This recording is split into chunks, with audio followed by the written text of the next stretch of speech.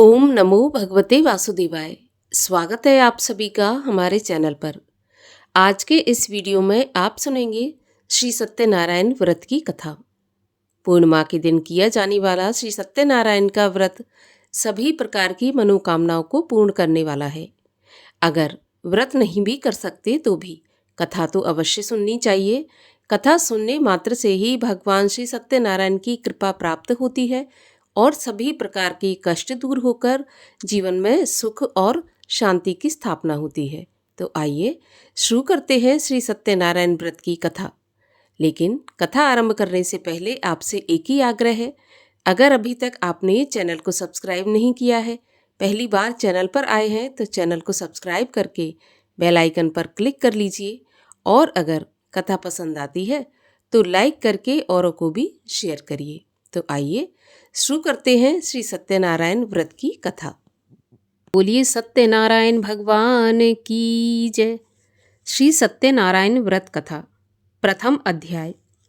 एक समय नैमिषारण्य तीर्थ में शौनक आदि 88,000 ऋषियों ने श्री सूत जी से पूछा, हे प्रभु, इस कलयुग में वेद विद्या रहित मनुष्यों को प्रभु भक्ति किस प्रकार मिलेगी तथा उनका उद्धार कैसे होगा? इसलिए हे मुनि श्रेष्ठ, कोई ऐसा तप कहिए जिससे थोड़े समय में पुण्य प्राप्त हो और मनवांछित फल मिले। वह कथा सुनने की हमारी इच्छा है। सर्वशास्त्र ज्ञाता श्री सूत जी बोले, हे वैष्णवों में पूज्य, आप सबने सर्व प्राणियों के हित की बात पूछी है। अब मैं उस श्रेष्ठ व्रत को आप लोगों से कहूँगा जिस व्रत को नारद जी ने लक्ष्मी नारायण से पूछा था और श्री लक्ष्मीपति ने मुनि श्रेष्ठ नारद से कहा था। सो ध्यानपूर्वक सुनो। एक समय योगी राज नारद जी दूसरों के हित की इच्छा से अनेक लोकों में घूमते हुए मृत्यु लोक में आ पहुँचे। वहाँ बहुत से योनियों में जन्मे हुए प्रायः सभी मनुष्यों को अपने कर्मों के द्वारा अनेक दुखों से पीड़ित देखकर सोचा कि किस यत्न के करने से निश्चय ही इनके दुखों का नाश हो सकेगा। ऐसा मन में सोचकर विष्णु लोक को गए।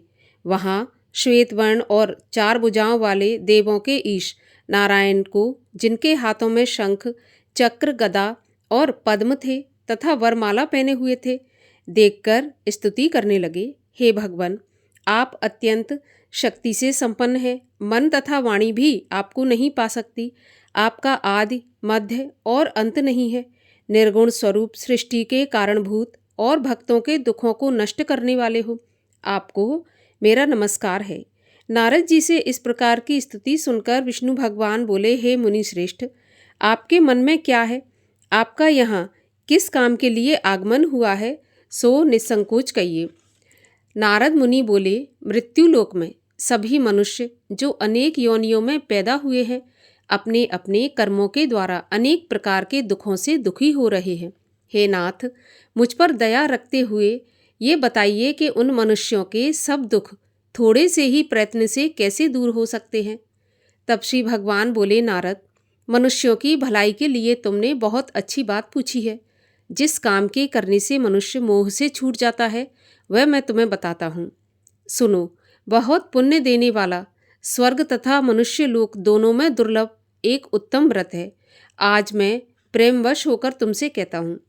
श्री सत्यनारायण का यह व्रत अच्छी तरह विधान पूर्वक करके मनुष्य तुरंत ही यहाँ सुख भोग कर मरने के बाद मोक्ष को प्राप्त होता है। श्री भगवान के वचन सुनकर नारद बोले, उस व्रत का क्या फल है, क्या विधान है और किसने ये व्रत किया और किस दिन यह व्रत करना चाहिए, सो आप मुझे विस्तार से कहिए। भगवान बोले, दुख शोक आदि को दूर करने वाला, धन धान्य को बढ़ाने वाला, सौभाग्य तथा संतान को देने वाला यह व्रत सब स्थानों पर विजय कराने वाला है। भक्ति और श्रद्धा के साथ किसी भी दिन मनुष्य श्री सत्यनारायण की शाम के समय ब्राह्मणों और बंधुओं के साथ धर्म परायण होकर पूजा करे। भक्ति भाव से नैवेद्य, केले के फल, घी, दूध और गेहूं का चूर्ण सवाया लेवे। गेहूं के अभाव में साठी का चूर्ण, शक्कर तथा गुड़ लें और सब भक्षण योग्य पदार्थ जमा करके भगवान को अर्पण कर देवें तथा बंधुओं सहित ब्राह्मणों को भोजन करावें। तत्पश्चात स्वयं भोजन करें। नृत्य, गीत आदि का आचरण कर श्री सत्यनारायण भगवान को स्मरण करता हुआ समय व्यतीत करें। इस तरह व्रत करने पर मनुष्यों की इच्छा निश्चय ही पूरी होगी। विशेषकर कली काल में भूमि पर यही मोक्ष का सरल उपाय है। प्रथम अध्याय समाप्त हुआ। द्वितीय अध्याय।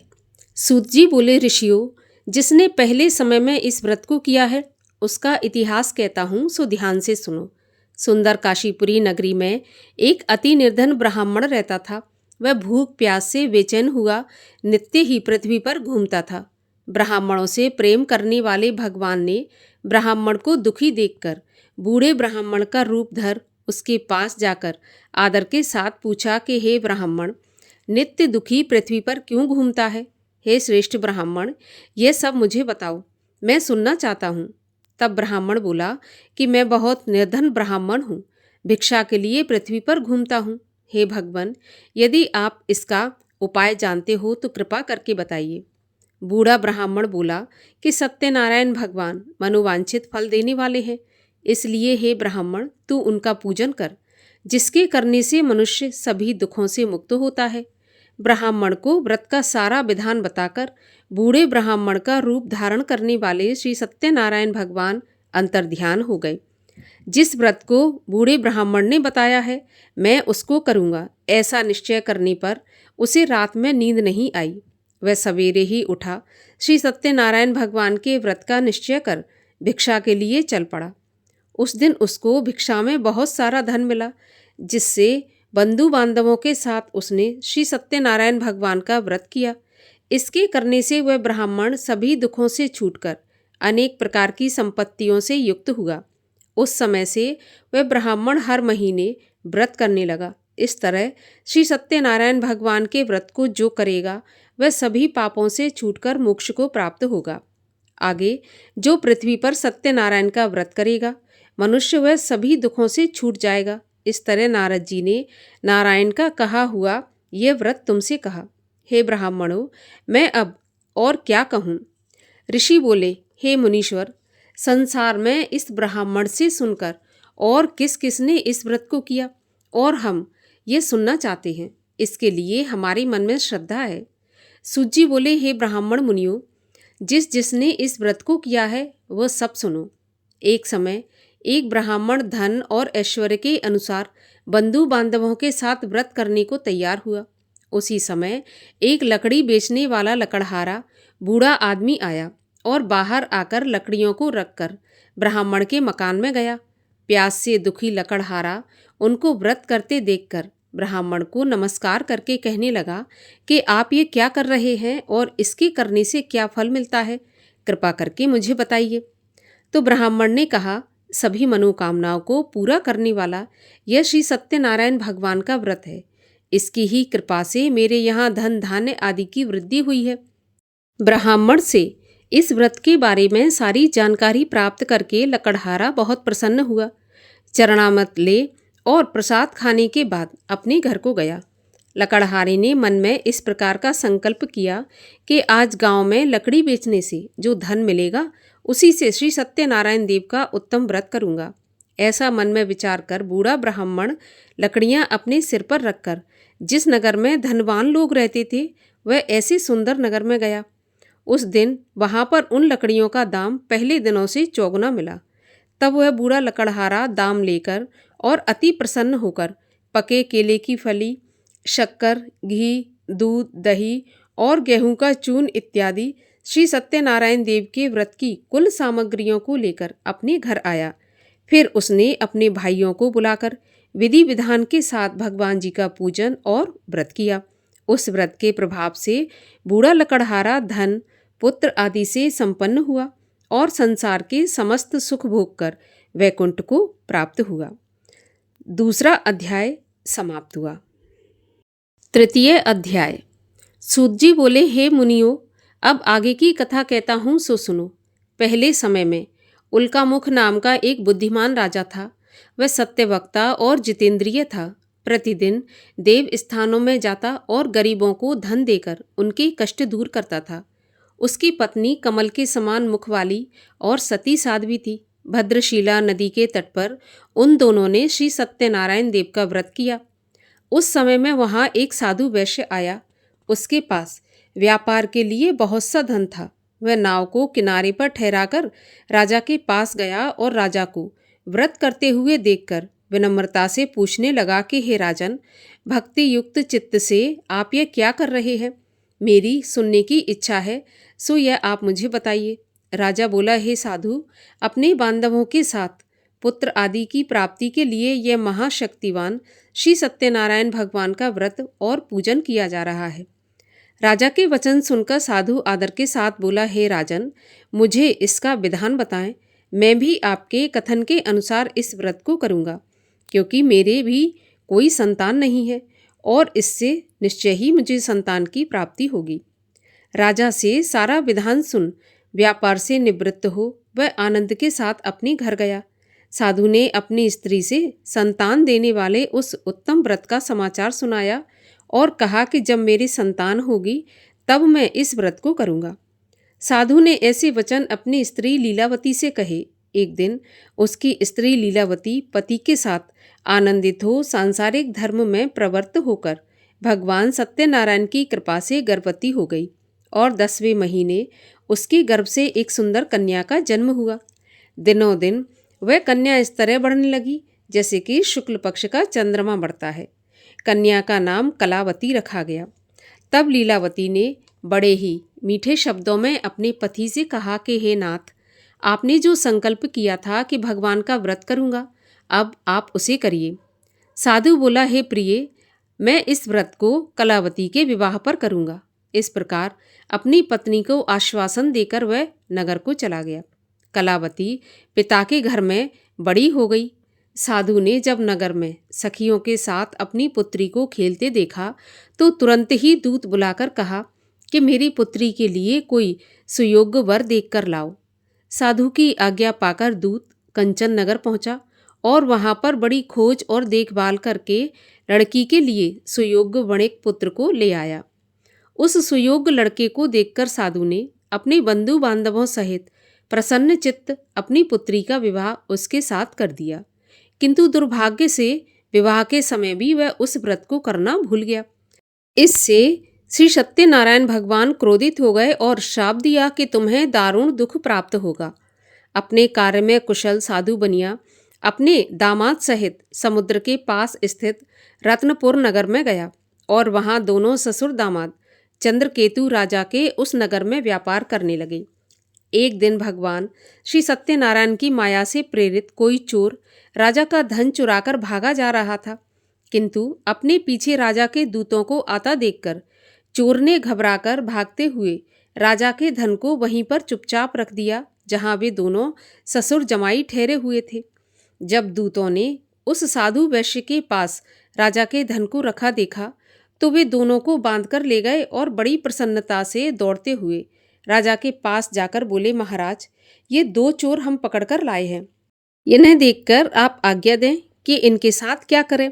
तब राजा की आज्ञा से उनको कठिन कारावास में डाल दिया गया और उनका सारा धन छीन लिया। श्री सत्यनारायण भगवान के श्राप द्वारा उनकी पत्नी भी घर पर बहुत दुखी हुई और घर पर जो कुछ धन रखा था उसे चोर चुरा कर ले गए। शारीरिक और मानसिक पीड़ा तथा भूख प्यास से अति दुखी हो अन्न की चिंता में कलावती एक ब्राह्मण के घर गई। वहां उसने श्री सत्यनारायण भगवान का व्रत होते देखा। फिर कथा सुनी और प्रसाद ग्रहण करके रात को घर आई तो माता ने कलावती से पूछा, पुत्री, तुम इतनी देर तक कहाँ थी? कलावती बोली, माँ, मैंने एक ब्राह्मण के घर श्री सत्यनारायण भगवान का व्रत होते देखा है। कन्या के वचन सुनकर लीलावती भगवान के पूजन की तैयारी करने लगी। लीलावती ने परिवार और बंधुओं के सहित श्री सत्यनारायण भगवान का पूजन किया और वह वर मांगा कि मेरे पति और दामाद शीघ्र ही घर आ जाएं। साथ ही प्रार्थना की कि हम सबका अपराध क्षमा करो। श्री सत्यनारायण भगवान इस व्रत से संतुष्ट हो गए और राजा चंद्रकेतु को स्वप्न में दिखाई दिए और कहा, राजन, दोनों वैश्य को प्रातः ही छोड़ देना और उनका सारा धन जो तुमने ग्रहण किया है उन्हें वापस दे देना, नहीं तो तेरा राज्य, धन, पुत्र आदि सब नष्ट कर दूंगा। राजा से ऐसा वचन कहकर भगवान अंतर ध्यान हो गए। प्रातःकाल राजा चंद्रकेतु ने सभा में अपना स्वप्न सुनाया। फिर दोनों बड़े पुत्रों को कैद से मुक्त करके सभा में बुलाया। दोनों ने आते ही राजा को नमस्कार किया। राजा मीठे वचनों से बोला, हे महानुभावों, भावी वर्ष ऐसा कठिन दुख प्राप्त हुआ है, अब तुम्हें कोई भय नहीं। ऐसा कहकर राजा ने उनको नए नए वस्त्र आभूषण पहनाए और उनका जितना धन लिया था उससे दुगना धन देकर आदर के सहित उनको विदा किया। दोनों वैश्य अपने घर को चल दिए। तृतीय अध्याय समाप्त हुआ। चतुर्थ अध्याय। सूत जी बोले, वैश्य ने मंगलाचार करके यात्रा आरंभ की और अपने नगर को चला। उनके थोड़े दूर निकलने पर दंडी वेशधारी श्री सत्यनारायण देव ने उनसे पूछा, हे साधु, तेरी नाव में क्या है? अभिमानी वणिक हंसता हुआ बोला, दंडी, आप क्यों पूछ रहे हो? क्या धन लेने की इच्छा है? मेरी नाव में तो बेल और पत्ते भरे हैं। वैश्य का कठोर वचन सुनकर भगवान ने कहा, तुम्हारा वचन सत्य हो। दंडी ऐसा कहकर वहां से चले गए और कुछ दूर जाकर समुद्र के किनारे बैठ गए। दंडी के जाने पर वैश्य ने नित्य क्रिया करने के बाद नाव को ऊंची उठी देखकर अचंबा किया और नाव में बेल आदि देखकर मूर्छित होकर जमीन पर गिर पड़ा। फिर मूर्छा खुलने पर अत्यंत शोक करने लगा। तब उसका दामाद बोला कि आप शोक न करें, यह दंडी का श्राप है, अतः उनकी शरण में चलना चाहिए, तभी हमारी मनोकामना पूरी होगी। दामाद के वचन सुनकर वह दंडी के पास पहुंचा और अत्यंत भक्ति भाव से नमस्कार करके बोला, मैंने जो आपसे असत्य वचन कहे थे उसको आप क्षमा करें। ऐसा कहकर महान शोकातुर हो रोने लगा। तब दंडी भगवान बोले, हे वणिक पुत्र, मेरी आज्ञा से बार बार तुम्हें दुख प्राप्त हुआ है, तू मेरी पूजा से विमुख हुआ है। साधु बोला, हे भगवान, आपकी माया से मोहित ब्रह्मा आदि भी आपके रूप को नहीं जान पाते, अब मैं अज्ञानी कैसे जान सकता हूँ? आप प्रसन्न होइए, मैं अपनी सामर्थ्य के अनुसार आपकी पूजा अवश्य करूँगा। मेरी रक्षा करो और पहले के समान नौका में धन भर दो। उसके भक्ति युक्त वचन सुनकर भगवान प्रसन्न हो उनकी इच्छा के अनुसार वरदान देकर अंतर्ध्यान हो गए। तब उन्होंने नाव पर आकर देखा कि नाव धन से भरी हुई है। फिर वह भगवान सत्यनारायण का पूजन करके साथियों सहित अपने नगर को चला। जब अपने नगर के निकट पहुंचा तब दूत को घर भेजा। दूत ने घर पहुंचकर उसकी स्त्री को नमस्कार करके कहा कि साधु अपने दामाद सहित इस नगर के पास आ गए हैं। ऐसा वचन सुनकर साधु की स्त्री ने बड़े हर्ष के साथ सत्यदेव का पूजन करके पुत्री से कहा, मैं अपने पति के दर्शन को जाती हूँ, तू पूजा समाप्त करके शीघ्र आना। माता के ऐसे वचन सुनकर कलावती प्रसाद छोड़कर पति के पास गई। प्रसाद की अवज्ञा के कारण सत्यदेव ने रुष्ट हो उसके पति को नाव सहित पानी में डुबो दिया। कलावती अपने पति को ना देखकर रोती हुई जमीन पर गिर गई। इस तरह नौका को डूबा हुआ और कन्या को रोता देखकर साधु दुखी होकर बोला, प्रभु, मुझसे या मेरे परिवार से जो भूल हुई है उसे क्षमा करो। उसके दीन वचन सुनकर सत्यदेव प्रसन्न हो गए और आकाशवाणी हुई, हे साधु, तेरी कन्या मेरे प्रसाद को छोड़कर आई है, इसलिए इसका पति अदृश्य हुआ है। यदि वह घर जाकर प्रसाद खाकर लौटे तो इसे अपने पति के दर्शन अवश्य मिलेंगे। ऐसी आकाशवाणी सुनकर कलावती ने घर पहुंचकर प्रसाद खाया। फिर उसने आकर पति के दर्शन किए। फिर साधु ने बंधु बांधवों सहित सत्यदेव का विधि पूर्वक पूजन किया। उस दिन से वह प्रत्येक पूर्णिमा को सत्यनारायण का पूजन करने लगा। फिर इस लोक का सुख भोग कर अंत में स्वर्ग लोक को गया। चतुर्थ अध्याय समाप्त हुआ। पांचवा अध्याय। सूत जी बोले, हे ऋषियों, मैं और भी कथा कहता हूँ, सो सुनो। प्रजा पालन में लीन तुंगध्वज नाम के एक राजा था। उसने भी भगवान का प्रसाद त्याग कर बहुत दुख पाया। एक समय वन में जाकर वन्य पशुओं को मारकर बड़के पेड़ के नीचे आया। वहां उसने ग्वालों को भक्ति भाव से बांधवों सहित श्री सत्यनारायण की पूजा करते देखा।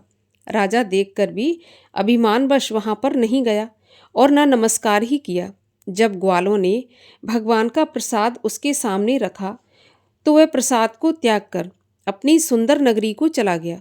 वहां उसने अपना सब कुछ नष्ट पाया तो वह जान गया कि यह सब भगवान ने किया है।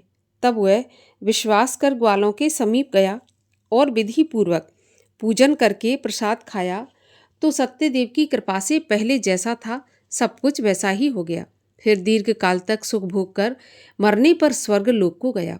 जो मनुष्य इस परम दुर्लभ व्रत को करेगा, भगवान की कृपा से उसे धन धान्य की प्राप्ति होगी। निर्धन भी धनी हो और बंदी बंधन से मुक्त होकर निर्भय हो जाता है। संतानहीनों को संतान प्राप्त होती है और सब मनोरथ पूर्ण होकर अंत में वैकुंठ धाम को जाता है। जिन्होंने पहले इस व्रत को किया है, अब उनके दूसरे जन्म की कथा कहता हूँ। वृद्ध शतानंद ब्राह्मण ने सुदामा का जन्म लेकर मोक्ष को पाया। उल्कामुख नाम का राजा दशरथ होकर वैकुंठ को प्राप्त हुआ। साधु नाम के वैश्य ने मूरध्वज बनकर अपने पुत्र को आरे से चीरकर मोक्ष को प्राप्त किया। महाराज तुंगध्वज ने स्वयंभू होकर भगवान में भक्ति युक्त हो कर्म करके मोक्ष की प्राप्ति की। पंचम अध्याय समाप्त हुआ। बोलिए सत्यनारायण भगवान की जय। और आइए अब करते हैं सत्यनारायण भगवान की आरती। ओम जय लक्ष्मी रमणा, स्वामी जय लक्ष्मी रमणा, सत्यनारायण स्वामी जनपातक हरणा। ओम जय लक्ष्मी रमणा, रत्न जड़ित सिंहासन अद्भुत छवि राजे, नारद करत निरंजन घंटा ध्वनि बाजे। ओम जय लक्ष्मी रमणा, प्रकट भये कलि कारण, द्विज को दर्श दियो, बूढ़ा ब्राह्मण बन कर कंचन महल कियो। ओम जय लक्ष्मी रमणा, दुर्बल भील कराल, इन पर कृपा करी, चंद्रचूड़ एक राजा, तिनकी विपत्ति हरी। ओम जय लक्ष्मी रमणा, वैश्य मनोरथ पायो, श्रद्धा तज दीनी, सो फल भोग्यो प्रभु जी, फिर स्तुत कीन्ही। ओम जय लक्ष्मी रमणा, भक्ति भाव के कारण, क्षण क्षण रूप धर्यो, श्रद्धा धारण कीनी, तिनको काज सर्यो।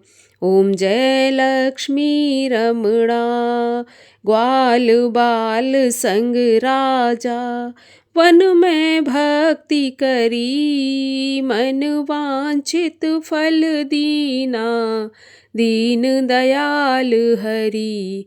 ओम जय लक्ष्मी रमणा, चढ़त प्रसाद सवाया, कदली फल मेवा, धूप दीप तुलसी से, राजी सत्य देवा।